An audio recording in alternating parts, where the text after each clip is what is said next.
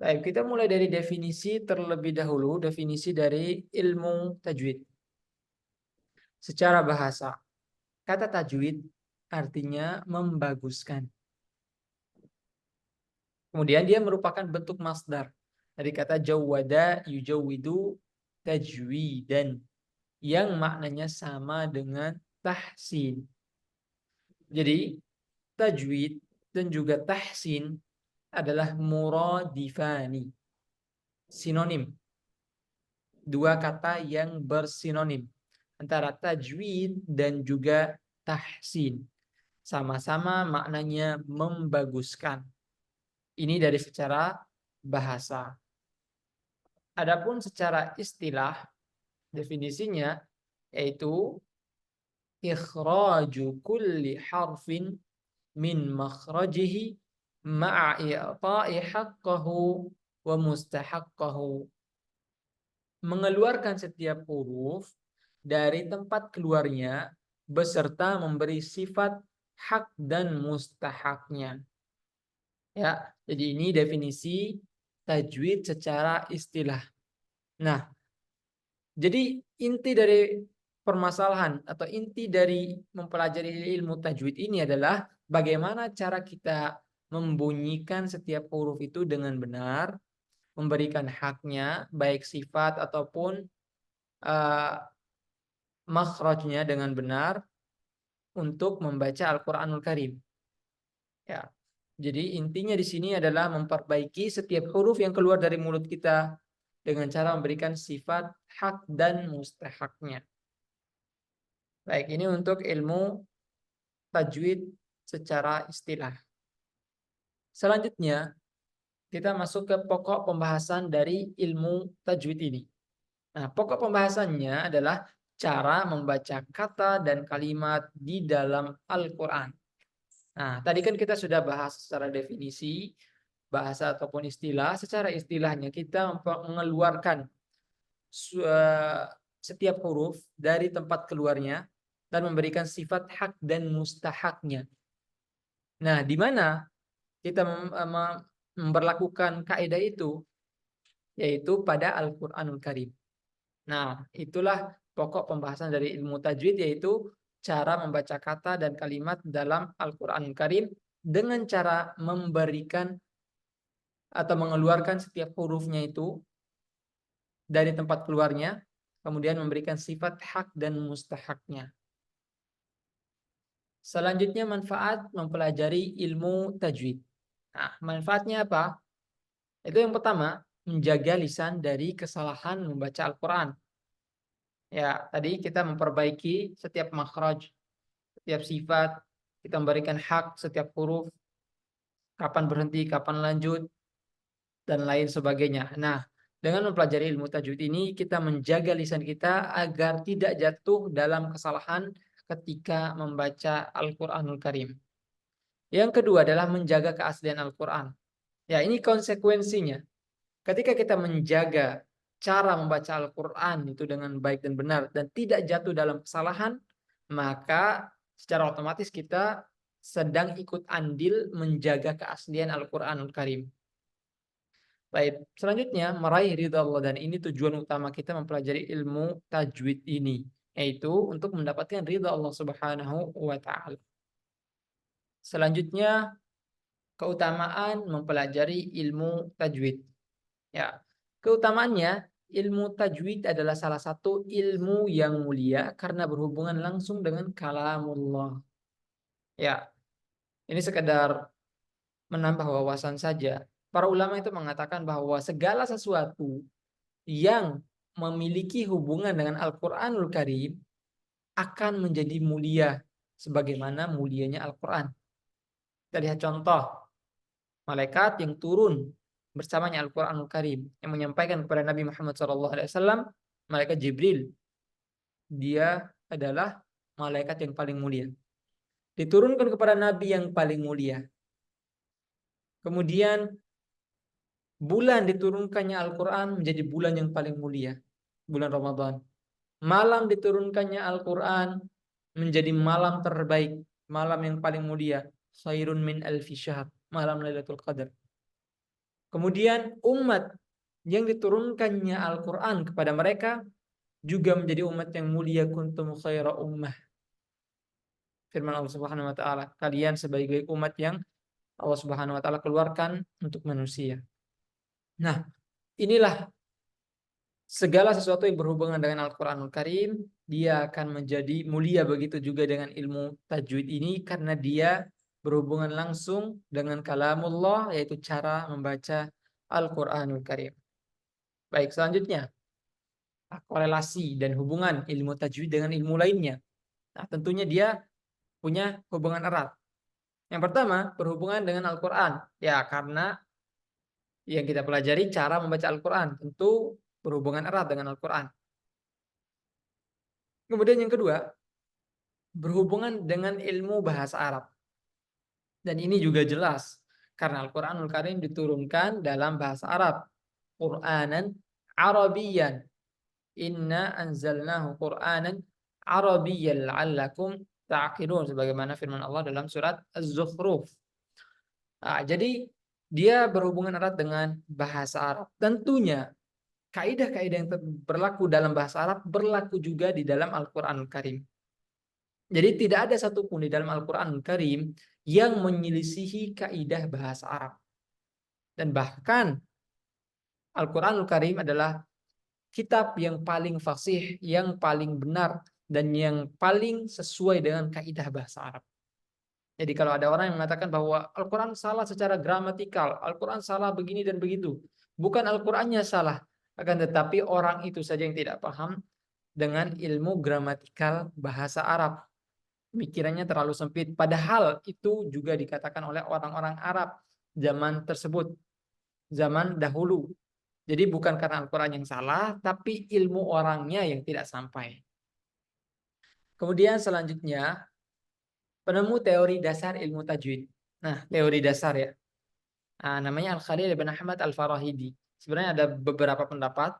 Ada yang mengatakan bahwa a'immatul qurra, yaitu para imam-imam yang qari, yang membaca Al-Quran, yang meriwayatkan dari Rasulullah. Ada juga yang mengatakan bahwa Al-Khalil bin Ahmad Al-Farahidi. Nah, ini pendapat yang paling masyhur, yaitu Al-Khalil bin Ahmad Al-Farahidi. Beliau ini adalah seorang ahli bahasa. Gurunya Imam Sibawayh. Nah, Imam Sibawayh itu kitabnya itu kitab rujukan gramatikal bahasa Arab sampai zaman sekarang ini. Kalau kita lihat di universitas-universitas manapun seluruh dunia, kalau membahas tentang nahwu sharaf, gramatikal bahasa Arab, maka tetap akan kita dengar nama Imam Sibawayh. Nah, Imam Sibawayh itu berguru kepada Al-Khalil bin Ahmad Al-Farahidi. Nah, salah satu karya juga Al-Imam Khalil ini juga namanya Mu'jamul Ain, kamus paling besar dalam bahasa Arab yang mencakup 12.300.000 sekian kosakata dalam bahasa Arab, dan itu dirangkum oleh beliau sendiri. Dan masih banyak lagi ilmu-ilmu lainnya dan kitab-kitab lainnya yang menjadi karya dari Imam Khalil bin Ahmad Al-Farahidi. Selanjutnya, nama dari ilmu ini. Nah, namanya ilmu tajwid ataupun tahsin. Sebagaimana kita katakan tadi, bahwa ilmu tajwid dan juga tahsin adalah dua kata yang bersinonim. Tahsin dan tajwid sama maknanya, artinya membaguskan. Baik, sumber dari ilmu tajwid ini. Kita lihat sumber dari tata cara praktik bacaan Rasulullah SAW. Nah, jadi secara teori tadi, dari Imam Khalil bin Ahmad Al-Farahidi, secara teori, adapun secara praktik itu sudah ada dicontohkan oleh Nabi Shallallahu Alaihi Wasallam. Ya, jadi secara praktik sudah ada dari zaman dulu. Namun diberikan teori-teori dasar, istilah-istilah itu oleh Imam Khalil bin Ahmad Al-Farahidi. Sebagaimana bahasa juga seperti itu. Jadi kaidah bahasa, teori bahasa itu sudah praktiknya sudah ada. Akan tetapi teorinya belakangan. Nah, sama ini juga belakangan untuk teorinya, tapi praktiknya sudah ada dicontohkan Nabi Shallallahu Alaihi Wasallam yang sampai kepada kita dengan jalan periwayatan yang mutawatir. Nah, mutawatir ini diriwayatkan oleh lebih dari 2 atau 3 orang. Minimal 3 orang. Nah, kemudian sampai kepada kita. Tentunya Al-Qur'anul Karim itu diriwayatkan oleh banyak sekali sahabat, diriwayatkan oleh banyak sekali tabi'in, tidak hanya satu, tidak hanya dua, tidak hanya tiga, tapi banyak sekali. Sehingga mustahil Al-Quran itu berubah, mustahil Al-Quran itu dipalsukan karena terlalu banyak yang meriwayatkannya dan jalur yang periwayatannya mutawatir. Dari para sahabat, kemudian tabi'in, masyayikh, para ulama, dan seterusnya sampai zaman kita sekarang ini yang tersambung sampai ke Rasulullah. Jadi kesimpulannya, kalau kita lihat dari sumber ilmu tajwid ini, ketika belajar ilmu tajwid, maka diharuskan kita berguru.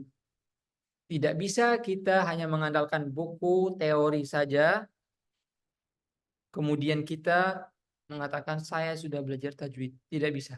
Karena akan ada detail-detail yang hanya bisa diketahui ketika berguru.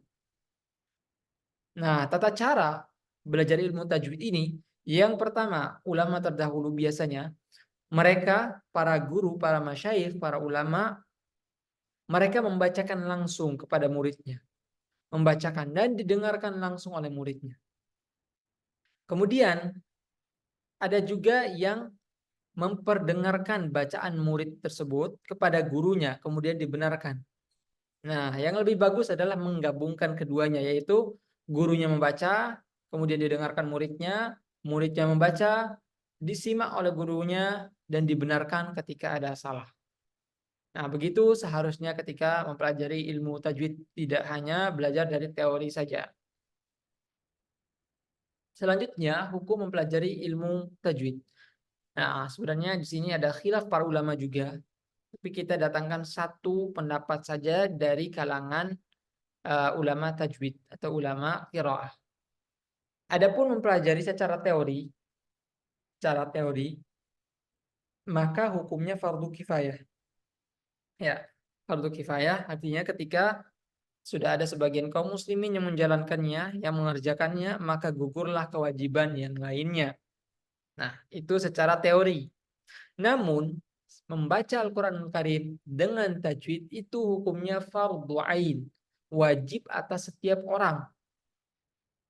Dalilnya firman Allah Subhanahu wa taala, "Warattilil Qur'ana tartila," dan bacalah Al-Quran dengan tartil. Dalil lainnya perkataan Imam Ibnul Jazari. Beliau ini adalah seorang imam dalam qiraah. Baik, tidaklah seorang yang memiliki sanad pada hari ini kecuali sampai sanadnya kepada beliau, Imam Ibnul Jazari. Nah, beliau mengatakan, wal akhdhu bit tajwid hatmun lazimu man lam yujawwidil qur'ana athim li'annahu bihil ilahu anzala wa hakadha minhu ilaina wasala. Membaca Al-Quran dengan tajwid hukumnya wajib. Barang siapa yang tidak memperbaiki bacaan Al-Quran, ia berdosa. Karena dengan tajwidlah Allah menurunkan Al-Quran, dan demikian pula Al-Quran itu sampai kepada kita. Nah, jadi ini hukum mempelajari ilmu tajwid dari pandangannya para ulama qiraah atau ulama tajwid. Adapun dari ahli fikih mengatakan tidaklah wajib, melainkan hanya hiasan membaca Al-Quran Al-Karim, menjadikan bacaan Al-Quran kita menjadi lebih bagus. Jadi bukan suatu kewajiban yang menjadikan setiap muslim itu berdosa ketika tidak bisa membaca Al-Quran dengan tajwid. Tapi keutamaannya jelas. Yang bisa membaca Al-Quran Al-Karim dengan tajwid jauh lebih utama, karena dia akan menjadi imam sholat, dia akan menjadi pemimpin yang mencontohkan kepada orang-orang yang dia pimpin. Baik, selanjutnya permasalahan dalam ilmu tajwid. Nah, maksudnya dari permasalahan ini adalah kaidah-kaidahnya. Misalnya seperti apabila huruf nun sukun bertemu dengan huruf ain maka dibaca jelas atau hukumnya izhar. Inilah maksudnya permasalahan dalam ilmu tajwid. Jadi setiap permasalahan atau setiap kaidah dalam ilmu tajwid inilah yang dinamakan dengan dalam pembahasan permasalahan ilmu tajwid, masail kalau dalam bahasa Arabnya. Baik, kita sudah selesai dari 10 hal dasar yang harus kita ketahui dari ilmu tajwid ini. Mungkin ada pertanyaan sebelum kita lanjut? Ada yang belum jelas? Ada Kak. Belum ada? Eh, ada. Ada, silakan. Mungkin ini permasalahan dasar sekali ya Kak. Ya, Karena saya juga baru belajar nih. Jadi saya sering mendengarkan kata atau sering membaca postingan tentang apa ya namanya itu ridho Allah. Kita tuh harus menggapai ridho Allah. Padanya itu saya mesti bertanya-tanya ridho Allah itu maksudnya itu seperti bagaimana? Eh, saya pernah bertanya tapi mungkin masih belum terlalu jelas ya, karena mungkin bahasa terus mungkin Kakak bisa jelasin ridho Allah itu kayak gimana gitu. Karena setiap kali mendengar kata itu pasti itu kayak sudah bersungguh-sungguh gitu. Nah, mungkin Kakak bisa jelasin kayak gitu. baik. Dari kata ridha ya. Ridha Allah. Ini salah satu tujuan atau manfaat mempelajari ilmu tajwid, meraih ridha Allah. Ya, ini dari versi saya pribadi ya. Kalau kita melihat ridha Allah itu artinya banyak sebenarnya kalau definisi dari para ulama itu bisa jadi diartikan itu ampunan dari Allah, bisa seperti itu. Jadi ridha Allah ini kita ambil dari kata ridha. Ridha itu adalah rela. Jadi ketika Allah mengatakan dia ridha kepada kita, artinya Allah bisa jadi memaafkan kesalahan kita. Tentunya semua manusia memiliki kesalahan. Nah, dia memaafkan, Allah Subhanahu wa taala memaafkan kita dan juga memberikan balasan yang terbaik untuk kita. Nah, wallahu alam itu dari versi saya pribadi yang saya pahami, mungkin bisa nanti bisa kita cari dari pendapatnya para ulama, tapi yang saya ketahui seperti itu. Insya Allah kita akan bahas di grup agar lebih panjang lagi tentang makna ridha. Sebentar, saya coba lihat sedikit saja di sini.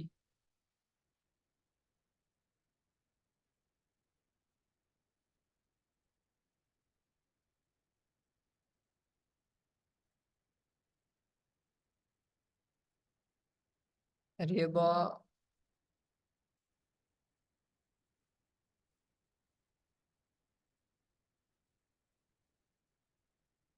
ya maknanya secara bahasa tadi rela.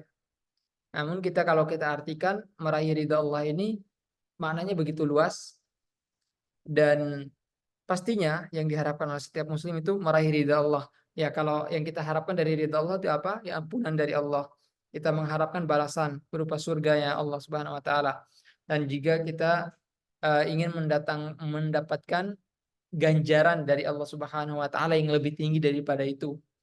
Dan ya, tidak lepas dari hal-hal baik yang kita harapkan dari Allah. Segala yang kita harapkan kepada Allah, itu Allah beri. Karena Allah sudah rela kepada kita, sudah ridho kepada kita. Wallahu alam, itu jawaban dari saya pribadi.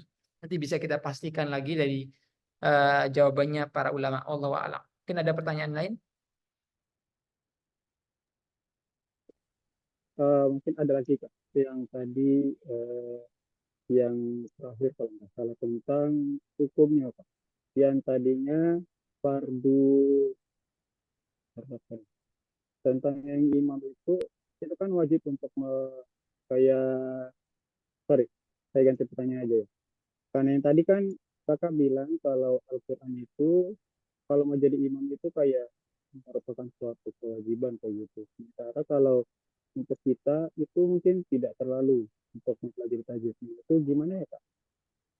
Selama ini saya pikir itu tajwid itu suatu hal yang wajib gitu untuk dipelajari semua muslim yang ingin membaca Al-Quran atau yang pokoknya kalau kita mau berinteraksi dengan Al-Quran kayaknya ilmu tajwid itu kayak suatu hal yang penting gitu untuk dikaji. Nah, menurut kakak gimana? apakah memang dia sepenting itu atau memang hanya untuk sasarannya untuk golongan tertentu kayak untuk jadi imam atau yang kayak gitu lah. Baik, baik. Untuk hukum mempelajari ilmu tajwid tadi sudah kita katakan fardu kifayah.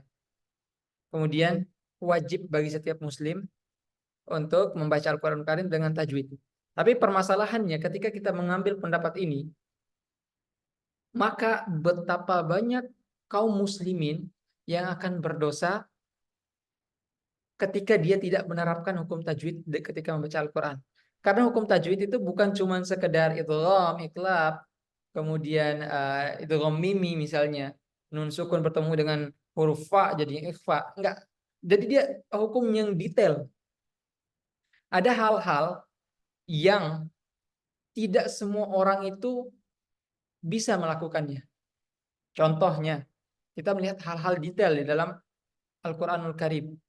Ketika kita membaca ghairil maghdubi alaihim waladdallin.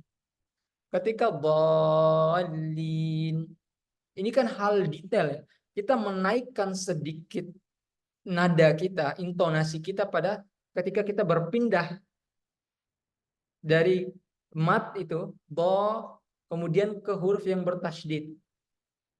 Nah, itu namanya nabar dalam ilmu tajwid dan dibahas. Nah, hal-hal detail seperti ini kaum muslimin tidak semudah itu paham. Sangat banyak orang yang tidak membaca dengan seperti itu. Apakah mereka berdosa? Tidak bisa. Kita katakan mereka berdosa. Nah, jadi yang kita pelajari, kalau kita lihat di sini, yang wajib adalah hal-hal yang dasar saja. Hal-hal yang dasar saja seperti makharijul huruf yang kita pelajari. Insya Allah yang akan kita pelajari selama pertemuan ini, 4 kali pertemuan adalah hal-hal yang sangat-sangat dasar. Dan itu menjadi kewajiban bagi setiap muslim untuk mempelajarinya karena ini sangat mudah untuk dipahami, sangat mudah juga untuk dipraktekkan, bahkan anak kecil pun akan bisa melakukannya. Nah, ini dari yang kita hadirkan di sini, yang kita tampilkan adalah dari pendapatnya para ulama tajwid. Jadi mereka mengatakan bahwa ini adalah fardu ain ketika membaca Al-Qur'anul Karim. Tapi kalau kita melihat ulama fikih, banyak sekali ulama-ulama lainnya yang mengatakan bahwa ketika orang terlalu fokus dengan ilmu tajwid, terlalu fokus. Jadi tujuan utama itu memperbaiki bacaan semata. Nah, sampai ada di zaman para ulama terdahulu, itu mereka membacanya sampai berulang-ulang, ada kata, dia ulang-ulang karena takut salah. Karena dia merasa, ini kurang, ini kurang. Dalam sholat. Sehingga para ulama itu mengatakan ini karoah. Ini sesuatu yang dibenci. Dan bahkan ada yang ulama, saya membenci bacaan seperti ini. Dan itu dikatakan oleh banyak para ulama. Imam Ibnu Qayyim al-Jauziyah, dia menukil beberapa perkataan para ulama yang tidak suka dengan tipe orang seperti itu, yang terlalu detail, terlalu tahqiq istilahnya, terlalu memperhatikan ilmu tajwid sehingga dia meninggalkan inti dari membaca Al-Quran itu dengan artinya mentadaburi. Dia mengenyampingkan tadabbur dari makna Al-Quran demi mengedepankan tajwid. Nah, jadi inilah yang dikatakan oleh para ulama ketika kita belajar tajwid itu adalah hiasan. Dan Imam Ibnul Jazari juga mengatakan seperti itu. Lanjutan dari bait syairnya ini, wa huwa hilyatut tilawati. Dia itu adalah hiasan yang memperindah bacaan. Semisalnya khatib ketika di atas mimbar dia mengatakan, biasanya di akhir itu kan innallaha wa malaikatahu yusholluna 'alan nabi ya ayyuhalladzina amanu shallu 'alaihi wa sallimu taslima. Dia tidak membaca dengan tajwid itu. Ya-nya itu kurang panjang, cuma 2 harokat, padahal harusnya lebih panjang lagi. Nah, dia tidak membaca dengan kaidah tajwid yang seharusnya. Tapi apakah dia berdosa? Tidak bisa kita katakan dia berdosa. Dia sedang membaca Al-Qur'anul Karim tapi tidak dengan tajwid. Namun tetap sah-sah saja dia membacanya dengan cara seperti itu. Ya, jadi ini sebenarnya khilaf para ulama aja sih. Dan Kalau kita mau mengambil keutamaan, jelas lebih utama kita mempelajari tajwid ini. Jauh lebih utama karena tadi kita bilang, segala sesuatu yang berhubungan dengan Al-Quran, dia akan menjadi mulia juga. Ya Allah alam. Kira ada pertanyaan lagi? Boleh Kak tanya lagi? Silakan, silakan. Karena kita cuma berdua nih. Jadi enak. Eh, jadi gini Kak, mungkin karena masih awamnya saya sering tuh mendengarkan tentang murotal atau mungkin imam waktu sholat. Itu kadang tuh kalau kita dengar ya, sepintas itu kayak ada yang kurang pas gitu. Tentang mungkin panjang pendeknya yang kadang mungkin tidak konsisten, yang awalnya tadi panjang sekali tiba-tiba dia agak pendek. Nah itu gimana tuh? Kira-kira itu masih masuk dalam hal wajar atau gimana? Ya, kalau yang panjang pendeknya tidak konsisten, itu tentunya sebuah aib ya ketika seorang menjadi imam dan dia tidak tahu hukum bacaan seperti itu. Nah, inilah yang menjadi permasalahan kita. Kenapa kita harus mempelajari ilmu tajwid ini? Biar tidak salah orang yang menjadi imam. Nah, adapun kalau tidak ada lagi yang lebih bagus dari itu, ya berarti dia yang memang berhak di situ. Kalau memang tidak ada lagi yang lebih bagus. Namun kalau ada, ya berarti dia tidak berhak untuk menjadi imam. Harusnya orang lain yang lebih bisa membaca Al-Quran yang harusnya menjadi imam. Dan ini pernah ditanyakan kepada Syekh bin Bas juga. Ini pengakuan dari seorang imam di pinggiran kota di Riyadh, di Arab Saudi. Dia mengatakan kepada Syekh bin Bas, Syekh, saya imam masjid kecil gitu di daerah pinggiran kota Riyadh, tapi bacaan saya masih kurang. Hafalan saya juga masih sedikit. Apa yang harus saya lakukan? Syekh bin Bas mengatakan, kamu terus belajar, memperbaiki bacaannya. Jadi jangan berhenti, yang kamu lakukan itu mulia, karena memang sudah tidak ada lagi yang bisa atau mampu lebih bagus dari bacaan dia. Akhirnya Syekh bin Bas mengatakan bahwa kamu bagus seperti itu, dan tetap belajar, memperbaiki bacaannya. Ya, seperti itu kalau ketika ada imam yang bacanya masih kurang, panjang pendek itu tidak membatalkan sholat ya. Kalau sah tidak sah itu tetap sah. Ya, tetap sah. Kecuali Al-Fatihahnya sampai merubah makna. Nah, ini bahaya. Kalau Al-Fatihah wajib semuanya benar. Minimal panjang pendek dan makharijul huruf. Jangan sampai ketukar. Contohnya alhamdulillahirabbil alamin menggunakan hamzah. Nah, ini jauh ini maknanya. Nah, atau alhamdulillahirabbil alamin menggunakan ha. Nah, ini beda jauh nih maknanya. Nah, atau misalnya uh, alhamdulillahirabbil ngalamin.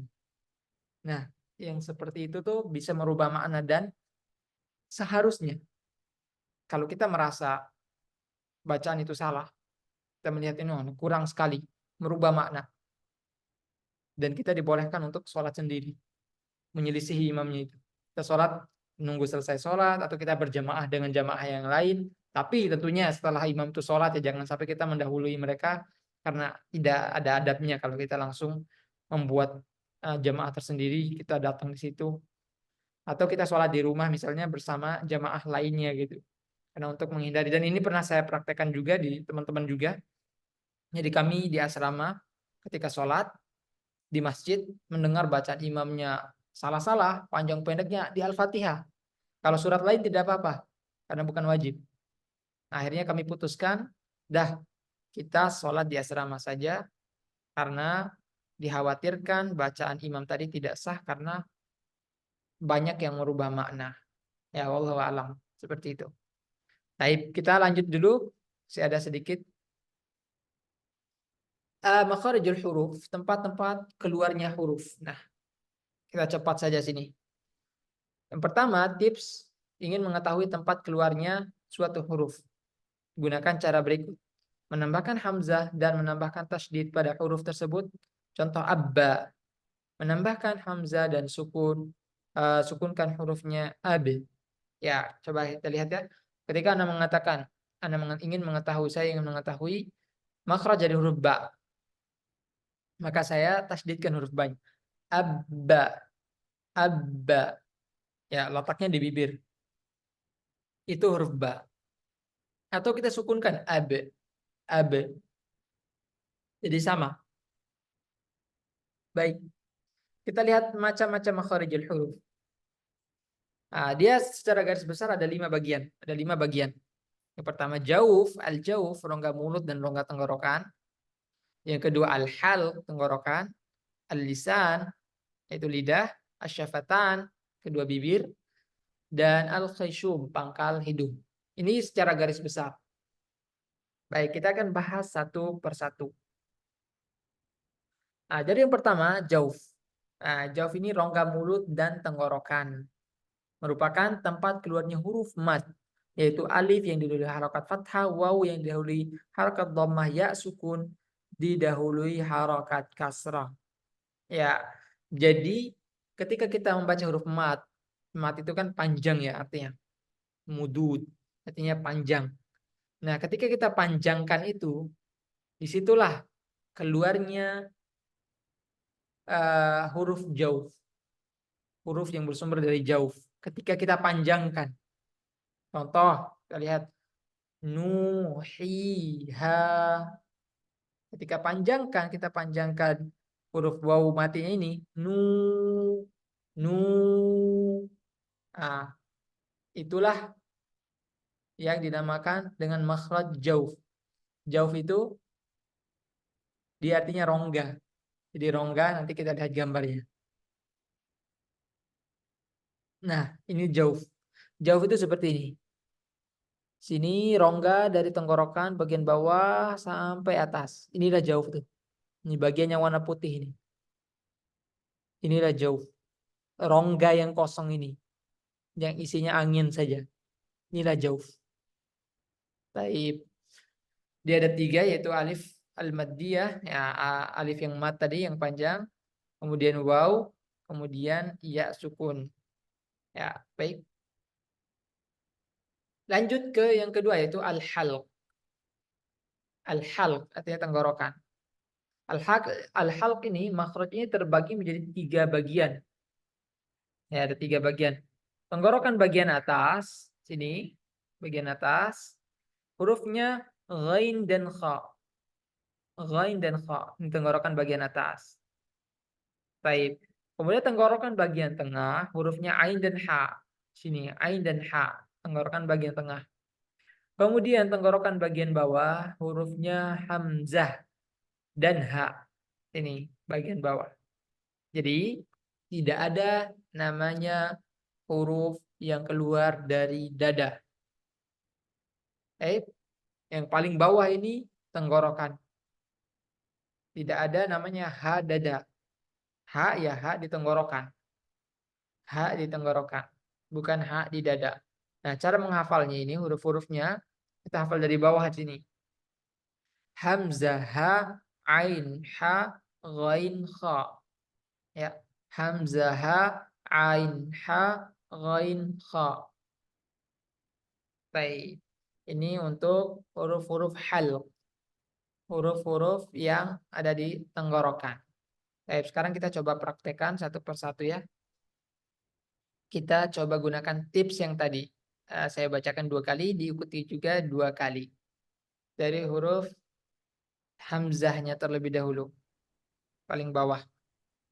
A, a, a, a. Silakan. A, a, a, a. Baik. Betul, seperti itu bacaannya. Jadi dia tidak mengalir. Contoh kalau mengalir itu seperti ini. A, a. Ya, bisa dibedakannya. A dengan a, a. Nah, kalau yang kedua, bacaan yang barusan itu a yang mengalir itu justru dari jauh. Itu huruf jauh. Itu huruf mad, bukan huruf tenggorokan. Huruf tenggorokan harus ada Napas yang terhenti itu, suara yang terhenti. Nah, A, A, bukan A, A. Ya, bisa dibedakan ya. Kemudian H, aha, aha. Silakan. ah, ah, ah, Taib. Itu untuk huruf H. Selanjutnya huruf Ain. A, A.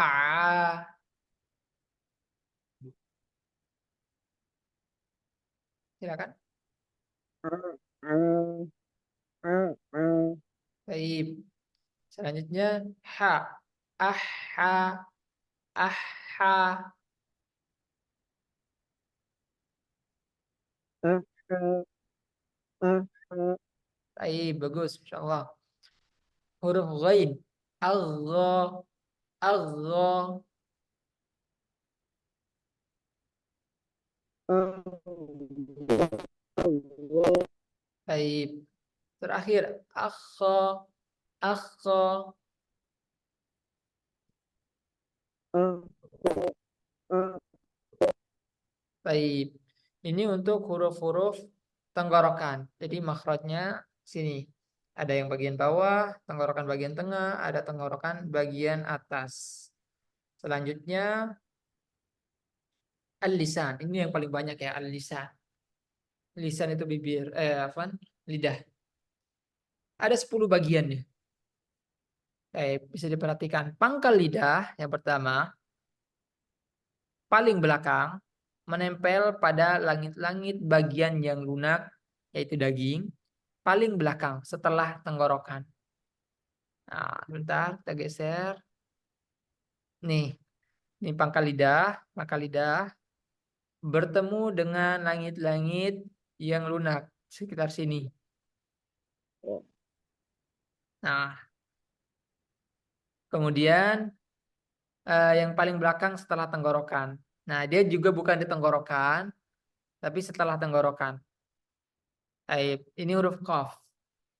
Tadi kita coba praktekkan. Akko, akko. Silakan.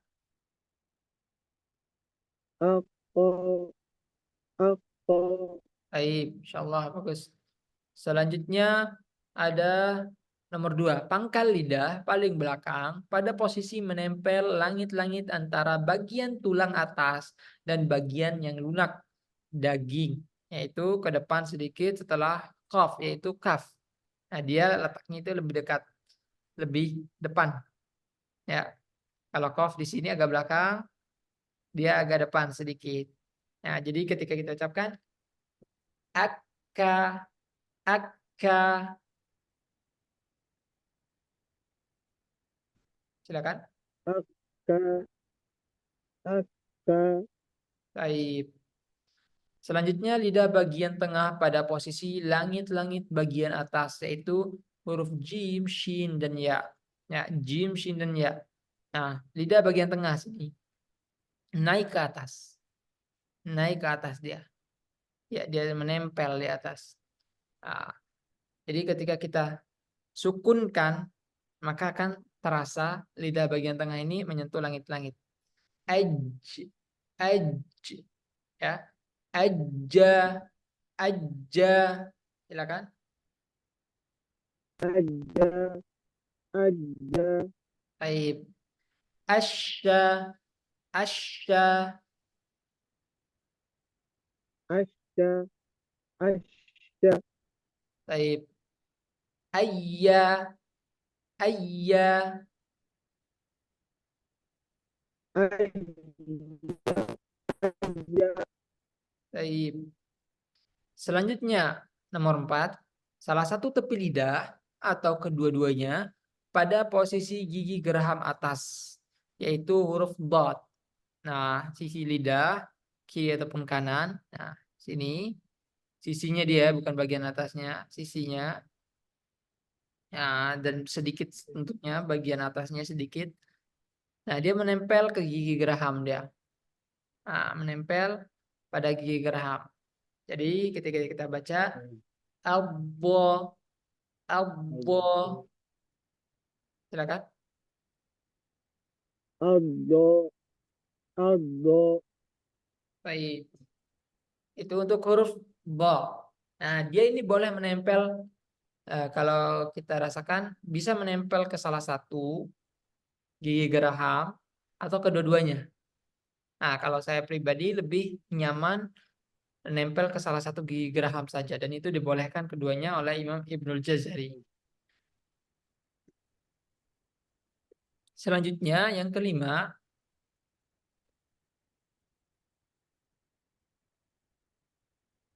Pan, sini ketutup ya.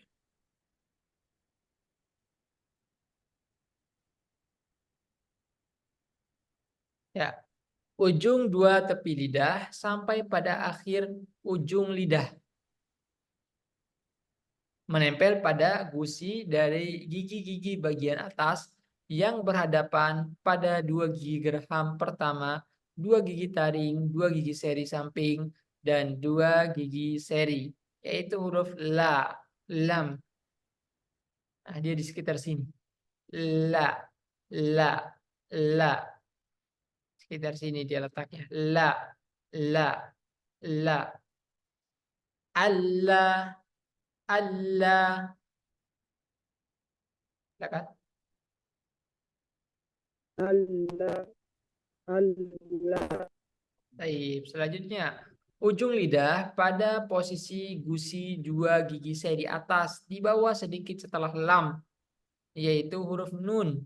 Nah, anna, anna. Anna. Anna. Baik. Selanjutnya awal punggung ujung lidah pada posisi gusi dua gigi seri atas, yaitu huruf ro. Nah, dia ini ujung lidah ini pada posisi pada posisi gusi. Dia di gusinya, bukan di giginya. Sekitar sini. Pan, sekitar sini. Dia di gusi gigi seri atas. Sini dia ro itu sini. Baik. Arro, arro. Silakan. Maka tadi huruf apa ya? Huruf ro. Ya, huruf ro itu ini ujung lidah menempel sini. Ya, menempelnya di sini. Arro, arro. Allah. Allah. Baik. Selanjutnya, punggung ujung lidah pada posisi pangkal dua gigi seri atas, yaitu huruf to, dal, dan ta. Nah, punggung ujung lidah sini pada posisi pangkal gigi seri atas. Sini. Nah, jadi pangkal sini. Po, da, ta. Oke. Ya, dia bertemunya di sini. Kalau ro tadi di sini gigi di gusinya. Kalau to, da, dan ta di pangkalnya sini. Kita coba lihat contohnya dari huruf po. Apo, apo, Apa. Apa. ada, ada, Ada. Ada. atta, atta. Atta. Atta. Baik, Masya Allah, bagus. Kemudian yang kesembilan, ujung lidah pada posisi dua gigi seri bawah, lalu suara keluar dari celah di antara dua gigi seri atas dan bawah, yaitu huruf shad, zai, dan sin. Nah, jadi ketika kita ucapkan ini, nah, dia ini tertutup. Sa, ya, dari huruf shad dulu. Spo, spo, Po. po, Po. po. Po. Ya. Kemudian za, za, za. Za. Za. Kemudian sa, sa. Sa. Sa. Baik. Ya, ini untuk yang ke-9 yaitu huruf shad, zai dan sin. Oke. Nah, yang harus diperhatikan di sini yang ke-10 ini sebenarnya. Kalau kita berubah sedikit akan menjadi huruf ini yang ke-9. Lihat. Punggung ujung lidah pada posisi menempel di ujung dua gigi seri atas yaitu huruf dha, dzal dan sa. Jadi ini punggung ujung lidah dia nempelnya ke sini. Ini nempelnya ke sini. Nah, kalau dilihat dari mulut saya seperti ini. Sa, sa, Ya, sa. ya, ya. Ya. Dia menempel tanpa perlu digigit. Kalau digigit memang terlalu berat jadinya. Sa, sa, wo. Nah, dia cuma diletakkan aja. Wo, wo. Lo, lo, Ya, lo. kita lihat satu persatu. Allah, Allah. Allah, Allah, Baik. Adza, adza, ada, ada, assa, assa. asa, asa. Baik. Kalau semisalnya huruf-huruf ini tidak kita ucapkan dengan benar, maka huruf zo ini menjadi zo seperti huruf zain. Nah, kalau kita tutup tidak berada di sini, tidak di apa namanya di posisi ujung gigi seri ini, dia akan menjadi za, cuman dirubah jadi o aja, zo, zo. Begitu dengan za juga, dia akan menjadi za, za, za. Berubah dia bukan za lagi tapi za. Begitu dengan sa juga. Sa ini akan menjadi sa, sa, sa. Ya, seperti itu. Baik, sebelum terakhir ada asyafatan. Ada dua bagian. Di bawah bagian dalam posisi bibir bawah, bagian dalam posisi menempel pada dua gigi seri atas yaitu huruf fa. Ya di sini. Kalau kita lihat ini gambarnya kurang jelas. Di fa itu seperti ini. Ya, ini bibirnya menempel pada gigi seri atas. Fa, fa, fa. Ya, jadi menempelnya di bagian dalamnya. Fa, fa, fa. Baik. Itu untuk huruf fa. Kemudian bertemunya antara kedua bibir dalam keadaan tertutup. Itu huruf ba. Ya, ba, ba, ba. Selanjutnya, bertemunya antara kedua bibir dalam keadaan tertutup disertai dengan dengung yang keluar dari khayshum, yaitu pangkal hidung, yaitu huruf mim. Ma, ma, ma. Ma, ma, ma. Kemudian kedua bibir dimonyongkan ke depan dengan membuka sedikit celah, yaitu waw. Ya, waw itu harus dimonyongkan. Waw, wa, Wa, wa, wa, wa. wa, wa, wa. Ya, jadi huruf waw itu harus dimonyongkan. Nah, dari sini kita juga bisa berkesimpulan bahwa yang pertama, huruf makhrajnya bisa sama. Makhrajnya bisa sama. Mim, ba, dan waw letaknya sama di bibir. Tapi apa yang membedakan? Sifatnya. Nanti insya Allah pertemuan selanjutnya kita akan mempelajari sifat. Nah, kenapa huruf mim itu bisa suaranya mim? Kenapa tidak seperti ba padahal sama? Ma, ba, ma, ba. Nah, kenapa bisa berubah? Kenapa bisa berbeda? Nah, kita akan pelajari di pelajaran yang selanjutnya. Yang ini yang terakhir, yaitu al-khayshum. Khayshum ini pangkal hidung. Al-khayshum pangkal hidung bagian atas tempat keluarnya seluruh bunyi atau gunnah, huruf mim dan nun. Nah, jadi khayshum ini cuma dua hurufnya, mim dan nun. wajib dia menggunakan hidung. Mau tidak mau pasti menggunakan hidung. Karena kenapa? Ya karena kalau kita tidak menggunakan hidung, bunyinya tidak akan keluar. Contoh, kalau kita ambil contoh, ketika kita tutup hidung, mengucapkan huruf na, apakah bisa? Nggak bisa. Nah, Nah, nah, nah. nah, Kalau huruf lain bisa.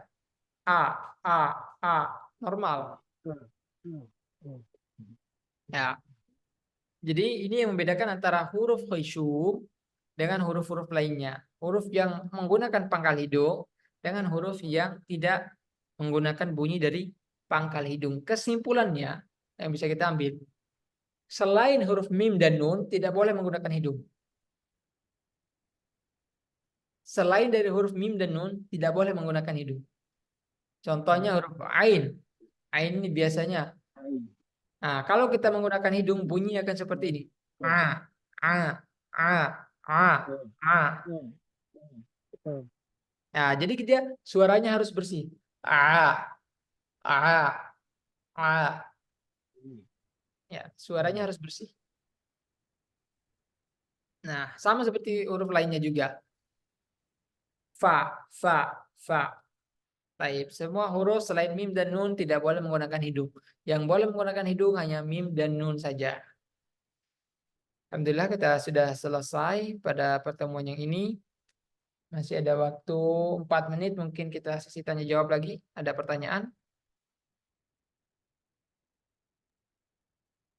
Berarti kalau kalau dilihat tadi yang tempat keluarnya huruf sampai kalau salah sedikit saja itu kan sudah beda lagi tuh tentang apa pengucapannya itu berarti kalau macam baca Al-Quran itu nggak boleh terlalu buru-buru ya kayak jadi harus kayak pelan kalau gitu ya atau gimana Kak?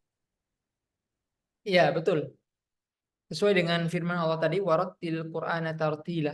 Membaca dengan tartil. Nah, kalau Rasulullah itu bacaannya beliau itu memotong setiap ayat. Bacanya tidak cepat, tidak lambat. Memotong setiap ayat. Dan kiraahnya kiraah mufassirah. Jadi beliau tuh menghayati per kata, per kalimat.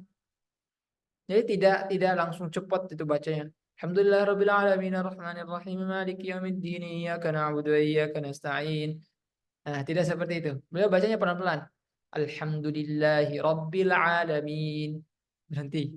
Ar-Rahmanir Rahim. Maliki yaumiddin. Pelan-pelan. Nah, kalau bacanya terlalu cepat, takutnya kita tidak memberikan setiap huruf itu haknya. Padahal kita mempelajari tajwid itu untuk memberikan setiap huruf itu hak dan mustahaknya. Dan mengeluarkan setiap huruf itu dari tempat keluarnya. Ya, seperti itu. Jadi bagusnya bacanya pelan-pelan. Oh iya Kak, yang tadi yang Kakak bilang itu kan eh, tentang harus pelan-pelan. Nah, itu kira-kira berlaku juga nggak dengan yang tadi Al-Fatihah sama dengan yang surah-surah lain. Nah itu kalau dibacanya surah-surah lain itu juga harus pengucapannya juga harus benar atau tidak. Eh, apa gimana sih? Ya, kalau untuk dalam sholat yang diwajibkan itu Al-Fatihah dalam sholat. Adapun di luar sholat, ya memang sudah seharusnya ayat Al-Quran itu sama. Sama-sama harus dibaca dengan tajwid, sama-sama harus dibaca dengan tartil. Ya, jadi sama hukumnya. Semuanya harus dibaca sama, dibaca pelan, dibaca. Tapi pelannya itu kadar orang tuh beda-beda ya. Ada yang lidahnya itu lincah gitu.